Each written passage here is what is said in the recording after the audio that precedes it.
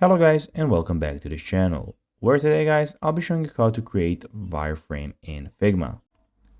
Now guys, the first thing that you need to do is of course go to figma.com and you'll be greeted by a screen looking similar to this one. Now guys, when you're here you just need to go and log into your profile. But guys, if you do not have one, you can always go and register to Figma. But guys, if you do not know how to do that, you can always go to our YouTube channel where we have plenty of how to Figma videos where you can see how you can do this. Now guys, that we got that out of the way, let's see what we actually have in front of us here. So as you can see here, we have, as I said, Figma official website where firstly you have your profile where you can see some themes that you put. So you can put a light theme, dark, or a system theme. You have your settings. You can get the desktop application if that's much easier for you. You can add another account and you can log out of the account that you're in at the moment. Here you can search for anything basically that you want to search for.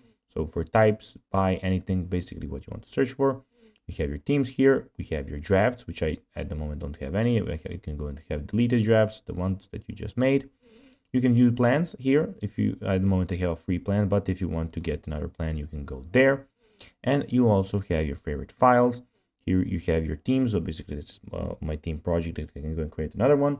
And in the top right corner, we have the design file where you can design. We have the import and the plus Figma Jamboard. Now guys, let's see how you can actually go and create wireframe in Figma. Well, anyone can design website wireframes and mockups with Figma's easy drag and drop interface. Easily customize design elements to your needed style right in the browser. And guys, that will be everything for this video. I hope that you found this video informative. If you did that, guys, don't forget to like this video, share it, subscribe to the channel, put the notifications on. And guys, as always, I'll be seeing you in the next video. Bye guys.